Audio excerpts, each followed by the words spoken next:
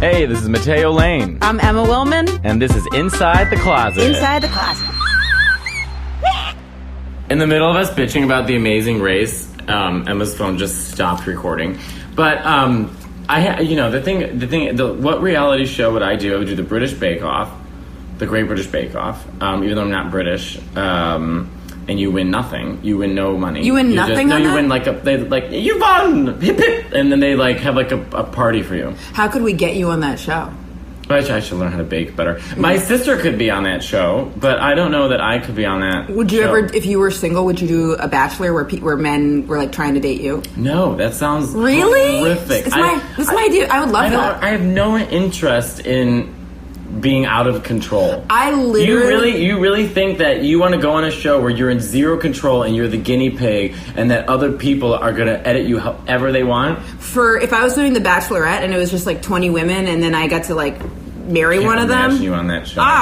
Line up, ladies. What do you have to offer me? I've been doing all this goddamn footwork for years and years and years. Well, Lance Bass just hosted a show. We just hung out with Lance Bass, by the way, backstage. And can I tell you, the coolest, nicest person ever. His his husband was very cute too. Oh, they're so very cute. We started following each other on Instagram, and they're so funny. Good for them. They're so funny. Wait, I want to talk about Kathy Griffin. Yeah, yes. I went with Christina to go see Kathy Griffin. Christina from Guys We Fucked. Corinne was a row in front of us with her mom, and I saw the show. And Kathy talked about Michelle Wolf, Nikki Glaser, and Amy Schumer. And I saw Amy Schumer, Nikki Glaser at the cellar, and I was like, "Oh, Kathy Griffin talked about you guys," and they were like, "Oh, that's great, we love her." What did she walk me through the whole show? So you get there, it's packed, it's in a theater. First of all, I got recognized a bunch for our podcast. I was waiting outside to see Christina, and it's only gay men who go to the show. And so I was standing there. This really nice guy comes up, and now I forget his name. He had a beard. I think his name was Dan. He was so nice. I was listening to I think PNS Explosion, and he came up and he was like, "Oh my God, Matteo, I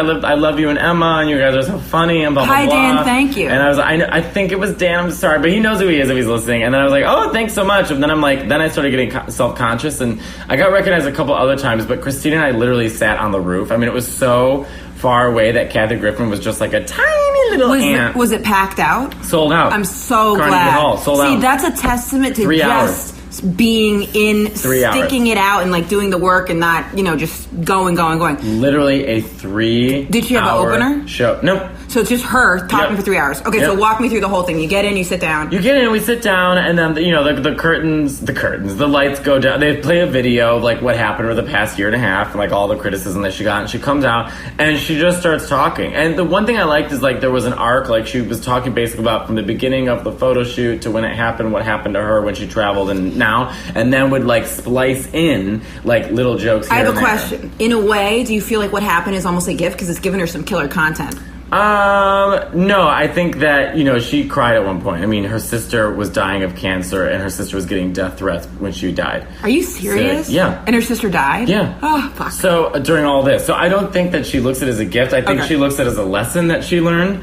And, that's what, I just don't, at this time, in this day and age, you do something and you have no idea what the reaction is going to be anymore. And so I don't think anyone's prepared for the Wild West that has been created of the world of the internet. The media storm, and then also the timing of when new places need certain types of content to fill something where they things just get swept up. When that happens, the timing of it was so ripe for things to be this is too far on this side, this is too far on that side, and they need examples on either side of people doing things wrong. Right. So then she was the scapegoat of you did this on this side, and then just that symbolized all the angst. Well, there's so much tension that when something happens, then it's just all the anger on it. Because that picture was in bad taste, but I don't know. She talked about something really interesting where she said she's met a lot of famous comedians who say that they're watching her almost as a guinea pig because they're afraid to talk about Trump, because that these comics want to sell tickets, and if you don't talk about politics, then you avoid the drama and you get to keep a career. And I thought that's really interesting because I don't.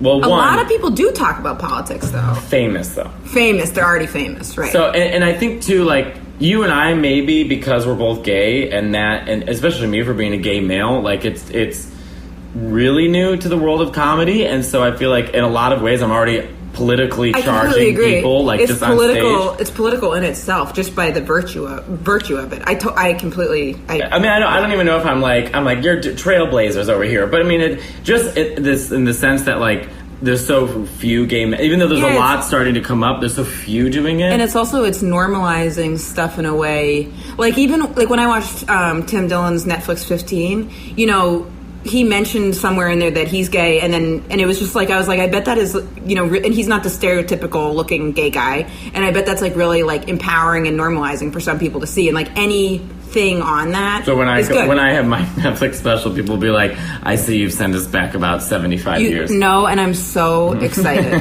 for it to come out. I had a bad dream where I was like, what if it comes out and everyone's like, you know, that wasn't very good, we don't like her, and then from AA I'm learning like, I'm not, AA is supposed to be anonymous, from my work. That I'm supposed to be doing. Liza said that when she goes, I'm in AA, which they're saying we're supposed to be anonymous, but nothing in my life's been anonymous. I can't tell you, people that like listen to the podcast have like asked me to meet up and get drinks and stuff. Like, as in like dates and stuff? Yeah, it's interesting, or like it's interesting, which is totally fine. But I'm like, but go back to what AA says. So they say, they said, oh, you can't. Money. They say, no, they say you can't control the results. Correct. So you got to focus on the process. You cannot control the results. So like, you just do the work, and then the results are out of our hands. I've gotten to that point now. I'm like, Aquarius, drag queen, is getting into a fight with what's her name? I literally thought you were going to talk about reading a zodiac sign. I was like, ooh. No. Someone in your life has died. What's the lady's name? BB what? Rexa. BB Rexa. Okay, so there's a pop singer, BB Rexa. There's someone named BB Rexa, and I'm not saying that because I'm being shady. I literally only listen to Maria Callas. So she made a tweet about how the drag queen girls she met them, they didn't recognize her, and they were really cold to her. Whatever. And so now they're in this big argument with Aquaria and Eureka and everybody. Well, mainly Aquaria went off at her, being like, bitch, you know, like, we're tired, we're exhausted, you weren't wearing makeup, like, we're running around, like, with this and that, blah, blah, blah. Yeah, and it's like, I see her defending, and then at some point I'm like, it gets exhausting, the internet gets exhausting, and at some point, I think I might get off Twitter. What? Well, because it's just coming Twitter, to a point, and it's like, I don't think I'm on Twitter and I never use it. So you can just kind of like lay low on it. You're funny on Twitter. I think you should stay on it. I know, but I use it for the news, but then it's like, I don't... No, you're like funny on Twitter. Just keep... When I go on Twitter, I don't go on often. I'm not like that into it, but I'll go on, I'll look at your stuff, I'll look at Carly's stuff, and like, I'm not even... I did Howard Stern, and the first comment I got was, get this faggot off the radio, which I'm not even bothered by. Like, that to me is like, whatever. But I get bothered by like the amount of negativity it is, and just like every day, like... I think I was thinking about this, and I'm sorry to get so sick. We'll get back to the other funny jokes and stuff, but like, just in terms of talking about Kathy Griffin and stuff, we're so in our phones that our phones are not the perception of reality, and so we think that this culture war is greater than it is, when in reality, I think if you get out of your phone, we can start finding more common ground with people around us and realize, you know, like, trying, like, so like, true. Like, let's heal, or like, let's be, I don't know, like, I mean, there is a culture war happening, and then it's very real, but I'm saying not everyone is the enemy, and not everyone is a warrior, and also when you're on your phone, you Google and look up things that like are already going to lean towards your opinion. So you're just like affirming yourself, and sometimes like you don't necessarily know what you're even talking about. Right. You know, and I think, too, like, it's important to have think pieces written. I think it's important to talk about all these. Obviously, you and I are in a position where our rights could be taken away at any moment. I mean, with the Supreme Justice. So, you know, it's important to be politically aware, and it's important to know things that are happening. And I truly believe that the culture war, we're trying to find equality, and there's just this large, I believe, small group of people who just don't want to see that happen. And that's what all this resistance is coming from the other side, because they can't cope with being equal. They can't cope with not holding on to the power anymore, and that's kind of what's happening to us. So it's that fight or flight response. They're like scared. They're like, what's my identity? What do I have if I just had to earn, quote unquote, like earn things on my own? And then it's like, especially in capitalism, because it's like you're capitalizing on an unearned privilege. Like, you're pushing the other away, and then that makes you feel more secure in you. But it really only helps us all as a whole to give everybody equality or the same opportunity. I totally disagree. Chances. No, of course. Yeah. Could you imagine say that on The Amazing Race? Yes, someone taking a My name's stance. Emma Willman, and I don't believe in equality. Like, yeah. My dad, everyone at home would just be like, I would do the Swan. If I could do a reality show, I would be a contestant on the Swan. Because that was the most horrible show. Things were not okay. I talked about it on this show before, yeah, right? A long time ago. That show was sad. Plus, they wouldn't accept you. They'd be like, no. You could maybe be a judge on it. Can you imagine though if I was a contestant? Can No. you imagine if I walked in a door and I said, "My name is Matteo Lane. I would have an intervention. Can you imagine? Can you? If you tried to be on the Swan, I'd say you have body dysmorphia and there'd have to be intervention. But I want to get with unnecessary amount of plastic surgery and then forced into a beauty pageant. Well, a boy can dream, can he? I have a question. What's your question? Also, speaking of plastic surgery, yes. I have a lead on meeting Lindsay Lohan now. My friend knows her now, and I'm going to try to meet her and date her. No. She owns a nightclub now in Greece. I think she's got her life together. My friend... Do you want to try to go to Greece to go to her club? My friend is friends with her friend, and they're like going to go to Greece together. No. That was not a bad segue. Unnecessary plastic surgery? Is that why you guys are looking at me like I'm crazy, or just because you think Lindsay Lohan's a bad idea? I've never met someone with such rose-colored glasses.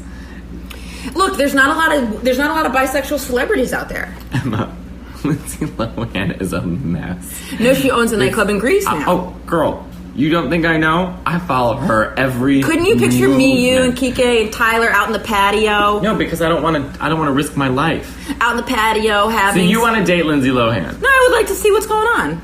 It's a mess. I'm not attracted to her body. Or her other things going on. Is this because... I'm just intrigued because I remember back in the day she had a very formative experience on me because she was one of the first celebrities I saw, when she was a celebrity, first celebrities I saw with a girlfriend. Sam, well, that's what she was dating, Sam the DJ. Yes, and that was one of the first times I saw an openly queer couple, and it was like a femme girl, and I was like, oh. I don't think her life's going that great. Even though she owns a nightclub in Greece? I think you just answered your own question by... Well, all right. How's stuff going with Kike? If you went to see Lindsay Lohan, just be in the same. I'm not going to go see her. My friend knows her. I would give you a spy camera. I would make you take copious notes. I would make you oh my god, maybe we could leak a sex tape. I would give you a boom mic. I have to know everything that's going on because I met her mother. Right, and my friend that knows. So my friend. Who is your friend? Taylor Strecker. She actually got in a fight with Dina Lohan at some event, or of course something. she did, and because she's like Dina Lohan's like a mess, right? Yes, but her friend dressed like a manager at Claire's. Yes. And her friend is friends with Lindsay. So Taylor and her girlfriend were going to go to Greece sometime and hang out at Lindsay's nightclub. So I have to go all casual I didn't even know Lindsay was here. Do you follow her on Instagram? Nope. So Emma, you keep not researching things and jumping into... What are you doing? I will. Lindsay... What notes are you making? Honestly... What are these notes you're making? I got to write down to follow Lindsay on Instagram. Honestly, I followed her and then I unfollowed her because it was too much. You think? Yeah. If it's too much to follow, it's too much to look at 25 seconds of a video. How do you think it's going to be hanging out with her on an island in Greece? I don't know. It doesn't sound that bad. We'll see. I would go to Greece. Yeah. I would go nowhere near Mykonos, where the Lohan club is. Would you she swing speaks by? with a full Greek accent. The other day she was like, here in Greece, it is good time. I'm like, bitch, you... That would be insufferable. What? That would be insufferable. That's when you hope that someone likes to get choked during sex, because then you could take out your aggression then. You'd be like, this is for that stupid fucking Greek accent, you dumb whore. You know what I mean? Which I have no clue what you're talking about. Well... I can't. You just opened a tiny little door into your sex life. No, I haven't been with someone that's into that in a long time. Can you check if we're still recording? It is. Okay. This is what happens when you don't have a... Oh, you know what? I'll hold it.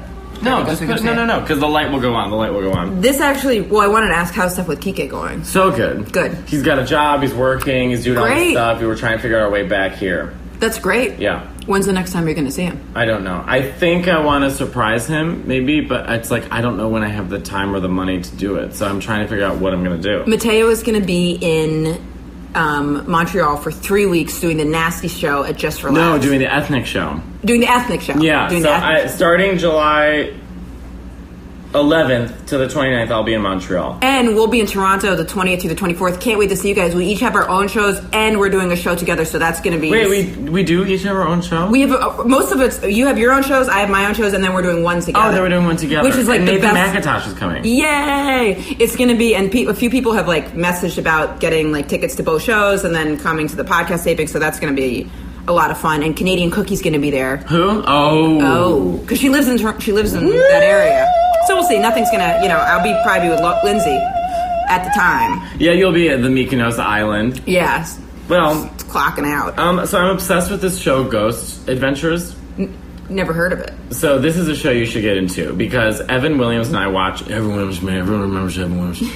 We watch Ghost Adventures. It's a show hosted by someone who has I don't quite know how to describe him, but he looks like he would hang out at a mall in a suburb and have a motorcycle and you know what I'm saying? I have a it's a little bit sensitive subject, me and ghost hunters. Because you had a show that you were? Well, no. So when I first got a college agent, this guy Rich, the first agent or manager I ever had, I reached out to college agents. He was like, I want in, and then I reached out to a bunch more college agents, and they all passed. So I go back to Rich. Now Rich didn't manage or represent comedians at colleges. He represented ghost hunters. So that year I got into a bunch of NACAs, which is where you go and perform for college kids, and then you stand at a booth, and then the kids come over and book you for shows. But because I was with the ghost hunter agency, I would be there, and everyone would be like, oh, who's your college agent? I'd be like, Rich. And they'd be like, the ghost hunter guy? And I'd be like, yeah. But then it would be me and the fucking ghost hunters. Was it Ghost Adventures or Ghost Hunters? These guys were ghost hunters. So they would go hunt the ghosts, and it would be me and them standing at a booth, and I'd be like, you're fucking creeping me out. And I'd look over and see comedians, the comedian agents, and all the comedians are standing together laughing, and it's me and the ghost hunter. And there would be ones where also the ghost hunters rates way higher than mine. So the ghost hunters making bank, and then killing it. And I'm like, ghosts aren't real. Here's how real they're not, how not real they are. On the show, they have a device that somehow can text ghosts. It's literally they walk around. First of all, the whole show they're just that over there, and then they have a machine. Can text ghosts. Well, it has a quote unquote dictionary, and I have no idea how, but the ghosts send them messages, and so it'll be one word things demon. It says demon, run, and they just run. And the guy in the show, the way he talks is so weird because it'll be and the ghost of today that we are looking for. He has the personality of an air conditioner. I mean, he's just he's so stupid. Have they find ghosts in the show? Absolutely nothing. They found nothing. And you guys just love the show. Oh, I watch it every day because they believe so much that they're really finding ghosts. And they'll hear and they'll be like, what was that? And then they replay it 1,000 times, and then they and for all the hauntings are happening during the day, right? Of course. They're always happening. But always happening while filming is happening. Off all the lights and go into a basement. And one time they went into this hotel that had basically just drunks living there. I mean, it was a really shitty town. This whole thing sounds very meth sponsored. Yeah, I'm sure meth sponsors meth enjoy. I mean, if anybody watches the show, you know what I'm talking about. There's another show that Jacqueline Novak got me onto that's called Dead Files, and it's a medium. Here's the show, right? They have a New York detective who looks like they're wearing a costume they bought that says Sopranos guy, right? Right. That's old school New York detective. And then they have a medium, right? And I love mediums because they're always batshit crazy. And so she's just walking around a house before he comes, right? She goes the day before and she'll be someone died there. There was a girl that, by the way, running theme, always a little girl. When in doubt, there will always be a little girl running around. Little girl. All right, we got it. So it's just so hack. And then this guy comes the next day. They don't talk, and then does his investigation. So he talks to the people. What happened here? What's the history? Someone died. So he gets all the facts. Then they meet, and they go over their notes. And then, so she somehow proves that she's a medium, which after, episode 3, we're okay, fine. We get it. We get it. You Yeah. know what I mean? And then I don't know, there's never any resolution to the end of the shows. Ever. Who's hiring these people? Meth addicts. Some Some came into my home, and the people are so easily convinced. They'll be was something dark and evil down here. Yeah, something dark and evil was down here. I'd say you're right. Something dark was. And they're going into basements, and they're like, they have like the dark light, and there's like a green, you know what I mean? And like they're like, something scary, but there's like a foosball machine. Like, it's not that scary. And you can see the people trying their best. Like, one time they went with like a butler, and they went in it's always the basement. They went with the basement, and they're like, the butler's like, up, don't stand over there because there's too much mud. He walks right in the mud, and he's just standing there, and there's a full camera crew, and he's just going, I feel something. These thoughts are not my thoughts.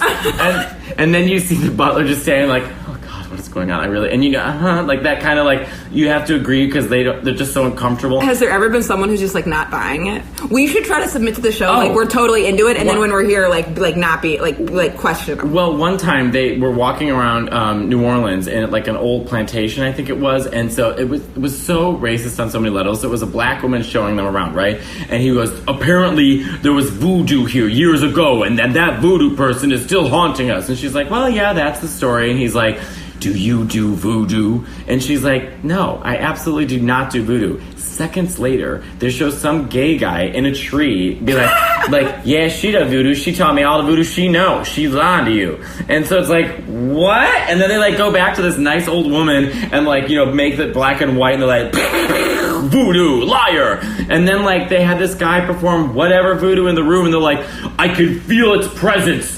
And then the one thing they do, it's not now phone. The one thing that they do is what channel is this on? It's on it says Warby Parker. Whoops, gotta bring those glasses back. It's on the Travel Channel. Wow. But one thing they do is they'll walk in a basement, he'll be like, oh, I feel nauseous. It's cold. These thoughts are not my own. That's what they say. Probably like undiagnosed schizophrenic. I would hope so. I mean, and the comedy never. They try and throw comedy. The comedy never lands. Do you believe in ghosts? So far, no, because shows where they're dedicated in finding them find nothing. I've seen nothing. Ghosts don't scare me. I don't get scared by that, but I get really scared by like disturbed serial killer, like kidnapping movie stuff. But like I saw real things. Those just like Silence of the Lambs, or even have you guys seen the movie Saw? Did you see that? I hate Saw. Saw scared the living flying fuck out of me. It's Saw, gory. Saw scared me. This is how much Saw scared me. I saw it when I was in college, and I was living in a dorm room, and I was on the top bunk. And I couldn't be on the top one. No, I had a real dykey roommate, and she was on the bottom bunk. Actually, she was way dykey. I just want to let you know I don't agree to this situation. She would always wear flannel and play guitar, and you know something very interesting. Every now and then, she would let a penis man fuck her. Yes. So I took the scissors. It was us in a room, and then there were these my two friends that were in another room connected by a doorway. And since I was on the top bunk, I took scissors and I taped the scissors to the ladder. So it's like if the killer came in they were like, okay, we're gonna come in and kill you, I'd have to go down the ladder, and then I'd untape the scissors and be like, gotcha. But how tall is this bunk bed? 3 stories? So what would happen is my roommates would have to be like, where are the scissors? And then I'd be like, it's waiting for the murderer coming into this dorm. I'd be like, 1 second. And they'd be like, did Emma watch Saw recently? Because like, where are all the sharp objects? And they'd be like taped around. Because I'd be like, if they're going to get me, like, I'd have to be like, you know, run my hand along the wall and then be like, got the scissors and be like, not today. Bam! It just was like, that movie was so scary. I'm scared talking about it because this is how scary it is. The people in Saw are so crazy. They're waiting for you to get super scared talking about them, and that's when they were like, gonna like come get you. I was most scared by The Exorcist. Woo! Although I watched The Exorcist recently. That did not scare me. It's a brilliant movie. It's filmed brilliantly. That was great. That did not scare me. Really? Yeah. No. Well, I'm Catholic. I grew up Catholic. That did not. That killed me. I wanted to tell you about this health thing I had. Okay. So I was so lethargic, like the past like week, like after the last time we recorded, like I was just so tired. As I yawn. But it was like a weird kind of, and I didn't know if it was because like me and the art therapist were like staying up late, like talking a lot, and then we stayed up late the other night time having sex. But it was interesting too. Like I was just so tired, and I was supposed to go see my family last weekend, but I was just so tired. I didn't end up doing it. Like I was like dead to the world. No vitamin D? I don't know what it was. But so I went to this like acupuncture place. So I was walking down the street and I went in and the guy like took all these like, you know, like energy. They do your pulse and then he like pressed all these points on my body, like pressure points. And like some of them were so sore. And then he said, he was like, do you eat vegetables? Because like, whatever you say, I can tell that you don't. And I was like, actually, I never eat vegetables. He was like, your blood, the reason these places are so sore, he's like, and your joints, he's like, your joints are all inflamed. He was like, you've got like gout. I was like, motherfucker, you got gout. Do you know what gout is? No, but let me tell you something. Gout is like a collection of like acidy things in your feet. Well, it's not, and it's in your blood too. Yeah. But so I was like, can you do acupuncture on me? And he was like, that'll be a waste of your money. He's like, because you need to eat. He's like, eat a bunch of vegetables and come back in 10 days. So I've been trying to eat a ton of vegetables, but I think I serious and drinking this gout tea, which. I took one sip. I was like, "Oh, I saw that on your Instagram." I was like, "What is that?" I was like, "Take it back." The doctor's is clearly some kind of homophobe trying to kill me slow. But actually, I don't think that was the case. But I do feel a little bit better. But yeah, I hadn't been eating vegetables, and I'd been feeling so bad. Well, should I start eating more vegetables? How many do you? I mean, Matteo, we're talking no vegetables. I mean, barely any. Like, but it was like I mean, you got to start eating vegetables. But I don't feel bad. I wonder why. How many do you eat vegetables once a day? No, I don't even know. I eat a lot of chicken and rice. Me too. I would eat meat and fiber then cereal and no vegetables. I'd have like 2 smoothies a week, maybe. I know. You know, I need to start doing like smoothies in the morning with like different vegetables and stuff. I wonder why you don't feel like super lethargic. Because like I just like... I drink a lot of coffee. Yeah. Could be. Well, now I've got fucking giving myself gout while I'm trying to get mentally... You don't have mentally gout. fit for the Amazing Race. Yeah, I was... and now you're ready for the Amazing Race. You don't have gout. I don't have gout, but since I've got maybe early signs. You're what, 31? 32. Girl, you don't have gout. You're fine. You're absolutely fine.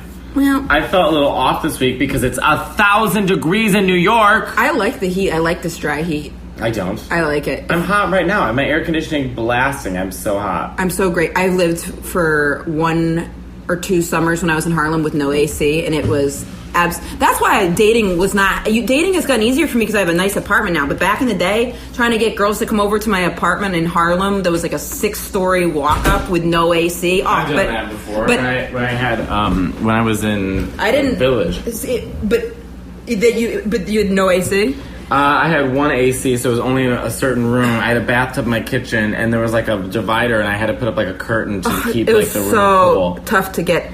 Because that's one thing now that's like different with dating now. Now I've got like an apartment that I like, and then also, you know, if I go on a date and I say what I do, now there's some validation to it because I can be like, oh, I'm doing comedy versus me being like, yeah, I like work part time at a startup doing like just, and I'm trying to be a comedian. Like there was just so many holes in it, so it's actually a big adjustment for me going on dates now and like actually like kind of being okay with what I'm doing. But check this out.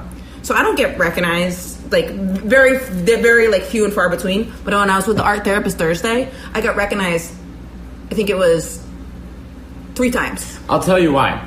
I felt like it was the universe giving me a fist bump. No, we're on the subway and this guy goes, "I'm a big fan. You're really funny." And then I was like, "Thanks." Kept it cool. And then it happened again at the art gallery. And then it happened a 3rd time, but I don't think they really recognized me. I think they just liked my haircut and they were looking at me. And she was like, "Wow." Can I tell you why? Because whenever I get recognized, it's because normally I take the same subway to the same place, like this is the Comedy Cellar. And they just like literally recognize you. No, I'm saying it's like when you're in the same routine all the time, you're just like you're in your own bubble. When you go out and go to public places like museums and other places, you start interacting with people who are outside of your circle, and people watch TV. Right. I went to an Italian restaurant. I got the best carbonara in New York City, and the waiter, like 10 minutes in, was like, he's from Italy. He's like, "You an actor?"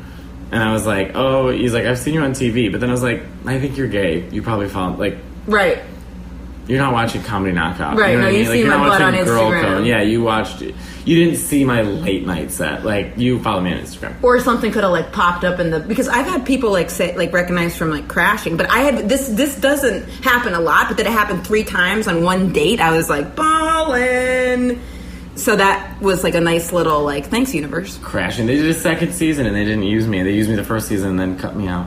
Motherfuckers. Sons of bitch. How long have we been recording for? Well, we'll check, but I had another thing I wanted. We should do some questions. We haven't done any questions in a long time. We'll do like a 1 or 2, but I had something I wanted to see your guys' opinion on this.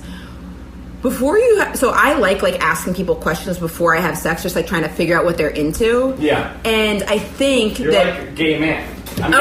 So gay men like to do this because so before me and the art therapist hooked up, like I'm just like trying to like get to know her. So, but I think that my questions might be a little much, like because like I'm like conditioned from when I was with like sex workers. So like that's like not it's kind of like very open dialogue there. But like I'll be like, do you like butt stuff? Or do you like spanking? And then they'll be like, oh, a little bit of, I'll be like, okay, do you like getting laid across someone's lap and spanked? Or you just like spanking while you're getting fucked like this? Do you like spanking while you're getting fucked like that? Do you want to get fucked in the ass like with in hands or with this or with what? You talk about all this to people you don't know? Well, someone where it seems like we might have sex, or then I'll ask, do you like to get called any names? And then if they say like what, then I'm like, oh shit, that means they don't like to get called names. And then I asked the art therapist, I was like, do you like to get called any names in bed? And she was like what do you mean? And I was like, like good girl or whore or something like that. I like a good girl, a whore. Yeah, and she was like, no. And I was like, okay, but do you think that was weird of me to ask? No, I think that people are sexually more open about their lives, and you're just being open about yours. I don't think there's any... I'm making coffee. I don't think there's any shame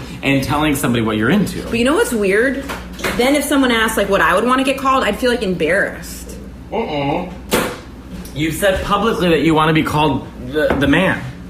I like to get... You know what I really liked? I had this one girlfriend these two girls that would always do this, and I really liked it. Oh man, this is so embarrassing. We've got Tyler, and Tyler's looking at me like he's really scared what I'm going to say. What do you think I'm going to say right now, Tyler? Just could be anything. Do you not want to know? What if it's just something like lima bean or something just so fucking Mariah. weird? Yeah, like Janis Joplin, just like some fucking bizarre... I always liked it when there was this one girl that... No, I mean, I always liked it when girls... So there's some girls that would say, like good boy, or, like, daddy, or you're bad boy, or something like that. Like, I liked all variations of that. That was fun. I love that. I really do. Do you like that? Yes. You like getting called what? Well, I'd like to be called a diva. Do you like getting called, like, a good boy, or bad boy, or... No, that's a little embarrassing. Faggot? No, I don't want to be called... I get called faggot enough. Okay. Can you imagine? If someone called you faggot, I would cry.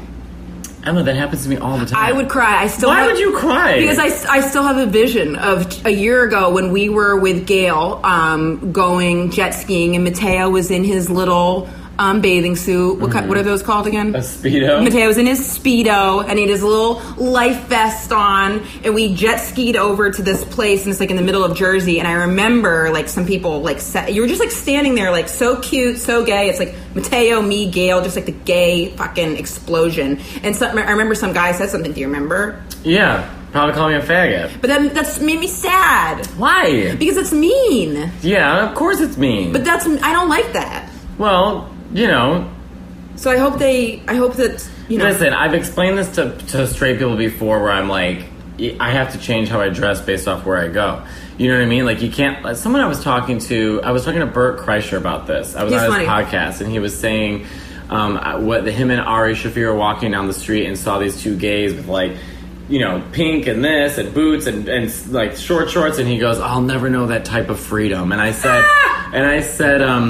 actually, it's a reaction from not having freedom. The reason they're dressed that way is because their way of living is repressed by, I said, you, no offense, Bert, but I said, you who walks around whatever you want. Great point. You can dress however you want, wherever you want to go. These people have only certain locations that they can truly be them and not be threatened. And even in that, they're still threatened. Absolutely. And it is true that there is like a penalty on like straight men for like exhibiting any kind of behavior that's seen as effeminate, but it's in no way like the same level and indicative of the type of ramifications you get if it's like intrinsically who you are and you have no choice with it. I have a whole bit about how much like society just hates women, and I use Barbie as my example, and I don't want to give it away here, but come see me live. But I'm trying to basically say like this society is so obsessed with masculinity that we just really don't give a shit about women the same way that we are so wildly delicate towards men's masculinity, which is so weird because we expect women to be so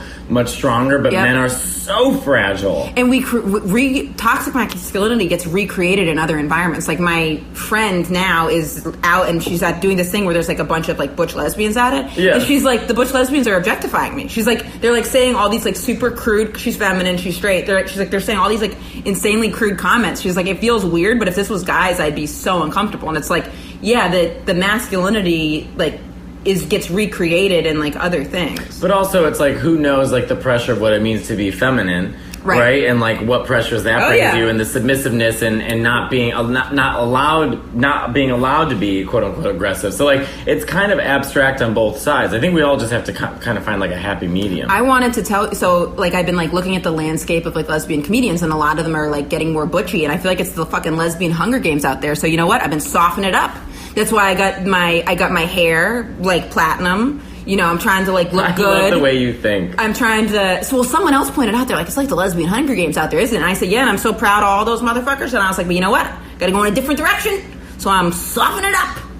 I feel like in the terms of gay comics, all of us kind of fall in line of like. You guys are all so different. You, Julio Torres, Tim Dillon, Joel Kimbooster, so different. Yeah, there's literally James Adomian, Frank Liotti, Mayron. Yes, we got to have Mayron on. Yeah. Jacoby.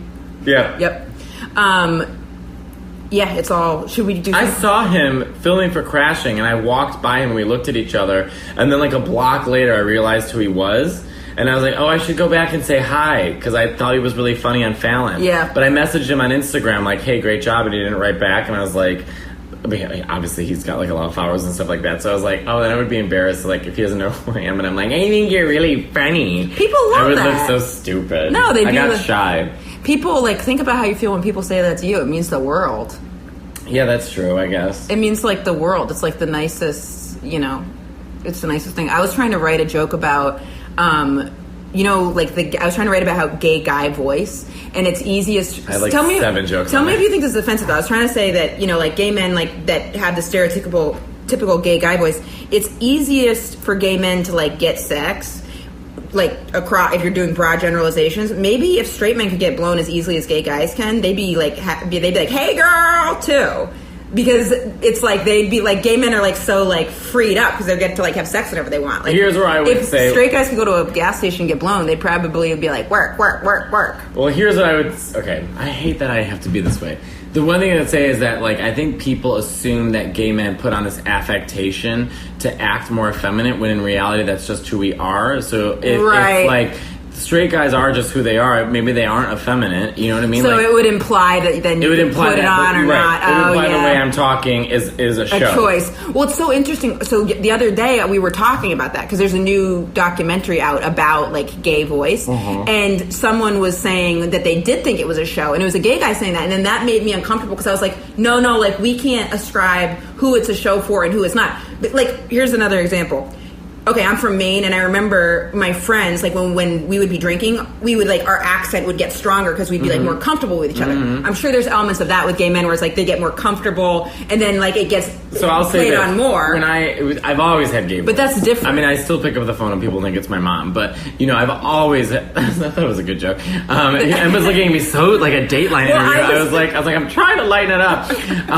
You know, because when I was a kid, even when I was, like, 13, 14, I'm in puberty. I'm like, hello. And like Sherry, I'm like, it's Matteo. And your brother doesn't have gay voice. No, he doesn't. He's very hello. Yeah.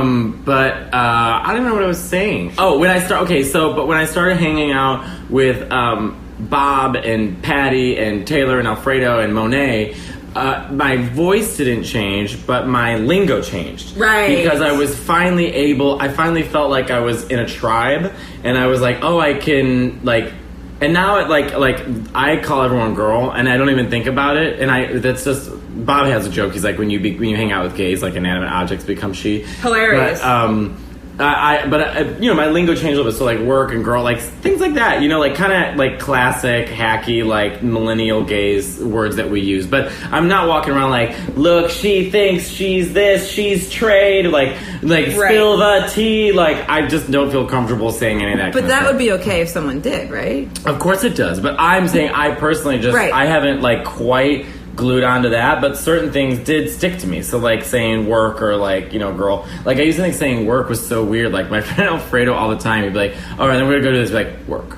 And then, you know what I mean? But then it eventually sticks because you hear it all the time, and it's like, but that's just language. I've said it sometime in my head. Someone will be doing something in my brain, I'll be like, work. But then I'll say you it out. should say, what? No, that's my Skeletor. I feel sometimes when I'm with Gail, because it's like we're both like similar like masculinity styles. Like we'll be the way that we talk. I'll feel like it's like a specific lingo that if someone else heard it, they'd be like, "What the fuck?" Like we were talking about just the way we'll talk about women. I was about to like recite something, but that would probably get both Gail and I in a lot of trouble. So there was a Untucked in RuPaul's Drag Race season 6 where Laganja.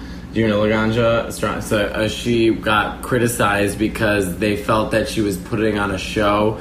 So like when she would be fuck that. Well, but she kind of, you know what I mean? Yeah. Well, I mean, listen, she's allowed to do whatever she wants, but like they were saying, they're like, you know, when you're just you're doing really well. When you put on this like, you know, it's like this affectation, and she was. Oh my god! A scene was created. It has to feel authentic too. Like that's the thing. Like if someone Patty's authentic.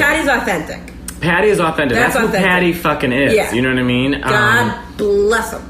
I love that you just love Patty. Oh, I just love Pat. I mean, it's just so funny. Yeah. He's just so funny. Yeah. And like that scene of us at the rental car place, like when you've got like two people at the opposite ends of the presentation spectrum, but like we're both representing like the gender that you wouldn't ascribe those like mannerisms to. Letting that. It's just my favorite story. But like we're the three of us are in line, and then someone cuts us off, and then.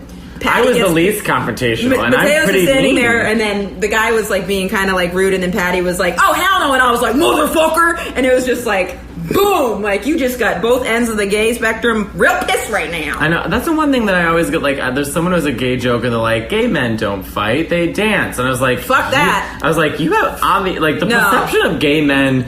Gay men don't fight. Gay men are claw your eyes out or punch you in the fucking face. Gay men will beat the shit out of you. Yeah. A drag queen. Miss Cracker's a black belt. Yeah. Yeah, I would want to... Do you think Miss Cracker would want to do The Amazing Race?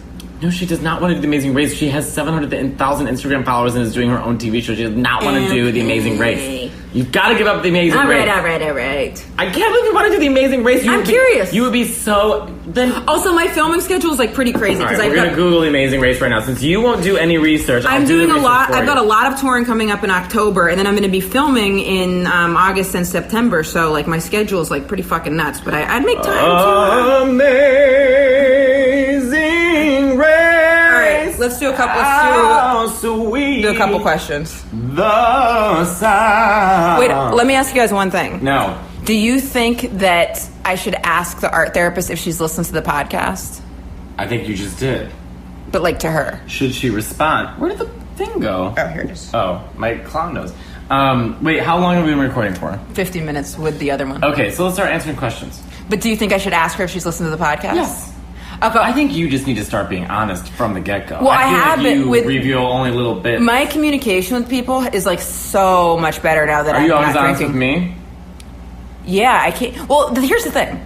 Being honest with people I work with and friends is not hard. Yeah. That's the thing. Because comics, we feel like we're in like a little club. Oh, but also like with friends, like my friend like Julie or like with friends, it's... With friends, I have no community. I feel like so comfortable saying pretty much anything. Yeah. And it's even like with family, but with it's dating the sense is of where it's hard. unconditional love. Dating is much more frightening because I'm trying to think of a thing where I lied, if I've lied to a friend. Have you ever lied to me? No, I mean I can't think of a reason I would. I've never lied to you. I can't think of a reason I would. Yeah, right. Yeah. I can't think of a reason. Here, let's read questions. Okay. All right. We're so bad at this, Emma. Here's a quick question for both of you. I'm a gay man. Do either of you have tips for me so I can have a game like Emma? Love the podcast, and I can't wait to see Matteo in Montreal. Alors, je suis prêt pour Montréal. A game like Emma? You do. I'll tell you why you have game. Because when you listen to this show, I am so fear-based, and you are so, like, you really do put yourself out there. You really do, like... Yeah, that's why I'm single. No, but you are choosing to be single because you get a lot of women. No. You get a lot, yes, you do. You think so? Yes, you do. You are choosing in life to be single because you have something about you that women come to. You are just picky. Let me tell you this. So you find yourself in weird situations. But the women it's like a conveyor belt of women. Let me tell you something. Yes. So I remember I had this breakup with this girl. Yes. And and she was upset. Like she wrote me all these letters. She was real fucking pissed. She said she tried to kill herself. Was a whole thing. So my mom goes, Well, I can see why, I was thinking about it, and I can see why, she's upset after the breakup. I can see why she'd be upset that things didn't work out to you. I can see it. Because the truth is this. You can be sweet. You can be all over the place, though. You don't recycle. And you don't recycle. You're not always dependable about things. Your schedule's sporadic. You work too much. You don't take good care of yourself. There's a lot of things that are frustrating and hard about you. But at the end of the day, the truth is, you're very charming. Yeah. I was like, thanks, Mom. Also, I'm glad you can see why someone would be upset that them and I didn't work out. Like, I fucking hope so. Do you have anything in your hair? No. No products? No. Can we do a Patreon where I do your hair? Yeah. Okay. Sam Morril had this great joke about how his parents called him and said, when he was on America's Got Talent and he didn't advance, and his mom called and said, well, I voted for you. And he goes, I fucking hope you would. Yeah. I was counting on that. So I was like, thanks, Mom. I was counting on that vote. The thing is, if I entered that, they've asked me to do that show, just the amount of people in my family, I could win. If you combine your family, that's all I need. I'd canvas for you. I would literally just need my family. That's my Aunt Cindy. Should you do it? No, absolutely not. No. What would I do? You just do some of your material. They asked me about doing it. They've tried to get me to do it before. I can't imagine having to stand in front of Heidi Klum trying to win her affection. I don't give a shit. She'd fucking love you. She's so beautiful, though. Even her hands are beautiful. And I look at her on the show, I'm like, her hands. Beautiful. Her hands are beautiful. Yes. Who was I talking to who didn't think Mel B had my cousin Giovanni from Italy didn't think Mel B had a British accent. I was like, she has the most British accent. Like, oi, mate, you can't get over your butt. Like, she's the most fucking British. You're right. Right? Yeah, you're right. And Simon Cowell just fully. I would love to see you on that. Oh, yeah. We'll do his question, then we'll do more questions when we do our extra Patreon. No, let's do another question. We didn't answer his question. So the game. So what is it that they need to do? Oh, good question. Well, I don't have game, though. I think here's what it is. I think it's kind of what your mom says. You're charming. Yeah, I'm charming. So I think that's game. There's a lot of people out there who are not charming. But I have no, here's the thing. Yeah. Do you think I have game?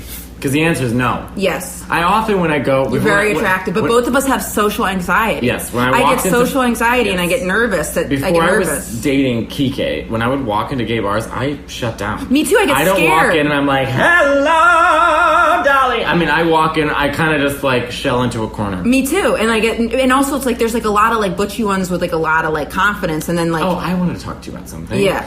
And we'll get back to these questions, but I'm going to really think about that game like me because I'll really try to think about that. I'm just going to say it's simple. It's you're charming. I think that's really. But how can we give? Okay, so if you want to be charming, to pass this on. I think find something about your personality that is unique and show that when you talk to someone. Yeah, and you know what? I got it.